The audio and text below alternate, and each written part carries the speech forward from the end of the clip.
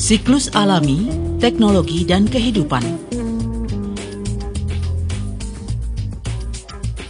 Kejadian di muka bumi berhubungan erat dengan alur siklus. Penguasaan teknologi dalam menopang dan meningkatkan efisiensi kehidupan hayati sangat diperlukan. Keyakinan akan siklus alami dan penguasaan teknologi yang tinggi akan mengurangi dan bahkan bila perlu meniadakan apa yang dikenal dengan limbah. Penanganan limbah yang tidak tepat akan meningkatkan pencemaran lingkungan yang dapat merugikan kehidupan hayati di muka bumi.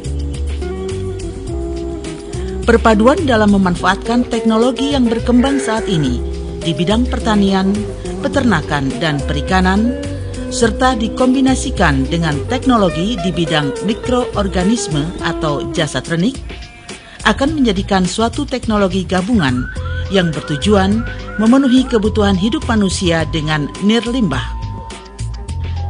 Salah satu teori yang memadukan berbagai teknologi hayati untuk memenuhi kebutuhan hidup manusia adalah dengan memadukan teknologi hayati ke dalam suatu alur siklus pertanian yang dikenal dengan Biocycle Farming atau disingkat BCF. Sinergi yang terjadi dalam BCF diharapkan dapat menciptakan suatu siklus alami yang terkendali dengan meminimasi terbentuknya limbah. Yang semula dinyatakan sebagai limbah dari hasil pertanian akan merupakan sumber pakan untuk peternakan. Dan limbah dalam peternakan akan menjadi sumber kehidupan dari jasa trenik yang selanjutnya dapat bermanfaat sebagai unsur hayati pengurai dalam tanah sehingga meningkatkan kesuburannya.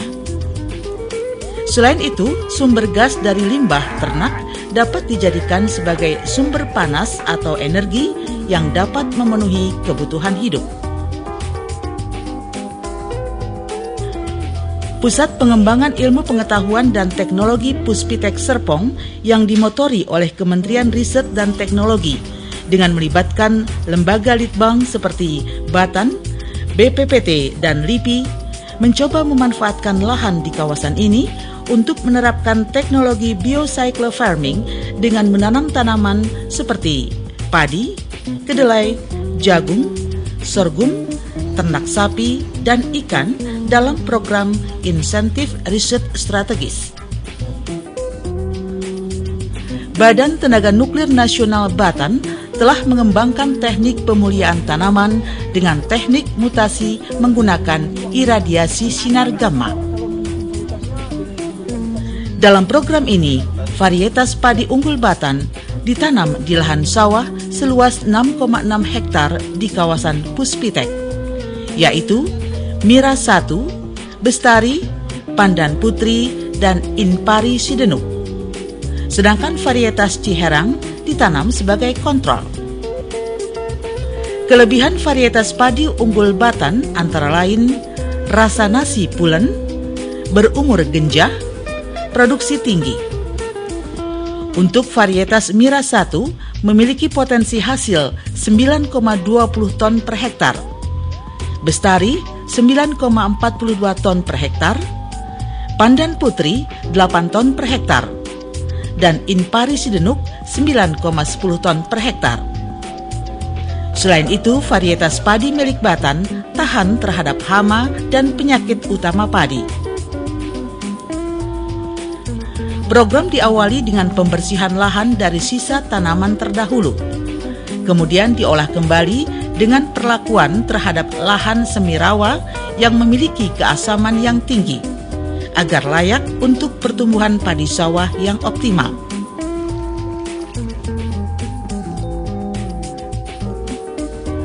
Radiasi sinar gamma memiliki banyak manfaat di bidang pertanian, khususnya pemuliaan mutasi kedelai, karena dapat memperbanyak keragaman genetik, memecahkan gen linkage, dan memperbaiki sifat tanaman. Penelitian ini telah dilakukan sejak tahun 1980 dengan meradiasi benih kedelai varietas Orba dan Guntur menggunakan sinar gamma kobalt 60 dengan dosis 150 gray. Ada 6 varietas kedelai hasil Litbang Batan yang telah dilepas berdasarkan SK Menteri Pertanian. Kegiatan riset strategis komoditas diawali dengan penanaman 3 varietas kedelai, yaitu Raja Basa, Mitani, dan Mutiara 1 di lahan seluas 1 hektar di kebun Provinsi Puspitek Serpong.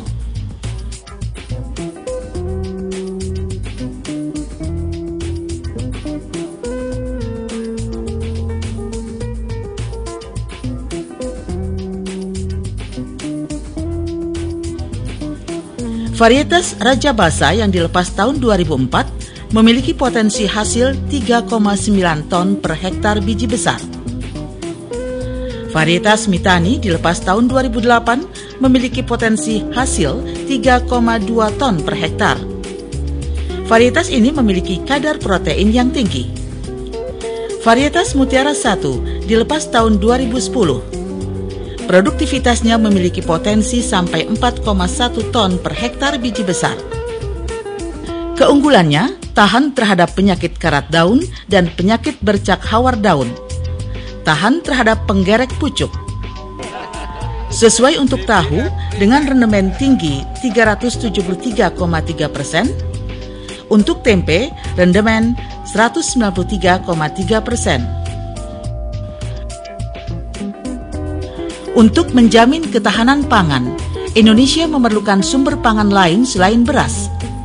Salah satu tanaman yang berpotensi besar dan prospektif sebagai sumber pangan adalah sorghum.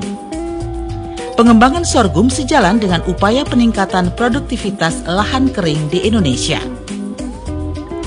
Pemuliaan tanaman melalui mutasi radiasi sinar gamma dengan dosis 250-400 gray selain digunakan untuk memperbaiki daya hasil dan kualitas sorghum untuk pangan, pakan ternak, dan bioetanol, juga digunakan untuk meningkatkan keragaman genetik.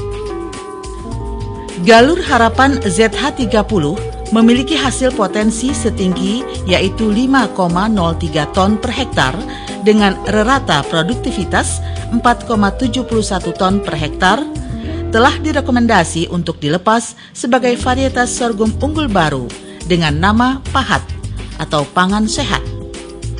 Nama tersebut sesuai dengan peruntukan biji ZH30 yang ideal untuk pangan, karena memiliki kandungan gizi dan kualitas pati yang baik untuk industri pangan. Jagung merupakan salah satu komoditas penting yang memiliki nilai ekonomi dalam usaha pertanian. Salah satu inovasi terkini dalam budidaya jagung adalah penggunaan varietas hibrida yang memiliki keunggulan diantaranya potensi hasil tinggi. Galur Harapan Jagung Hibrida hasil kerjasama antara Badan Pengkajian dan Penerapan Teknologi dengan ahli pemuliaan Institut Pertanian Bogor ini adalah hasil persilangan dengan metode single cross.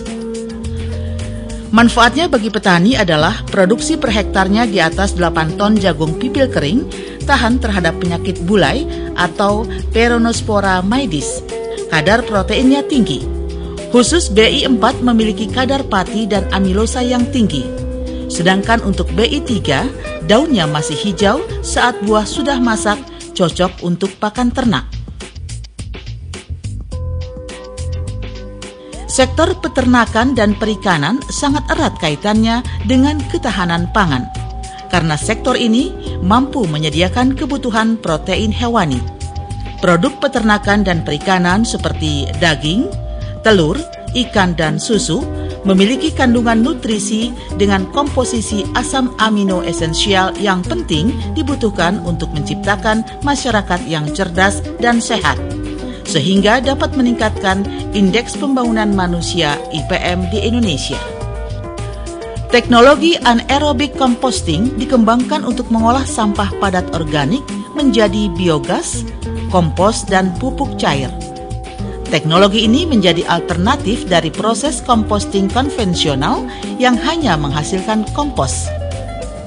Keunggulannya adalah diperoleh biogas terlebih dulu selain kompos dan pupuk cair. Teknik yang sedang digalakan di berbagai negara Eropa, khususnya Jerman, Austria, dan Swiss ini diharapkan dapat menjadi alternatif solusi teknologi pengolahan sampah organik di Indonesia saat ini. Keunggulan dibanding sistem composting biasa adalah dipanennya biogas sekaligus kompos dan pupuk cair. Dibanding proses biogas selama ini, teknik ini menawarkan berbagai penghematan peralatan dan kemudahan handling.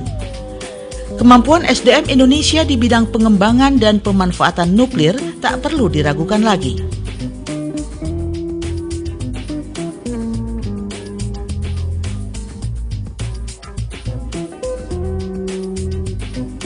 Kontribusi aplikasi IPTEK nuklir di bidang pangan, kesehatan, dan industri berkembang sejalan dengan kebutuhan masyarakat. Satu lagi kontribusi IPTEK nuklir yang perlu mendapat perhatian adalah di bidang energi. Dengan SDM yang handal, Indonesia akan mampu mewujudkan ketahanan energi yang merupakan faktor utama dalam memperkuat ketahanan ekonomi dan ketahanan nasional.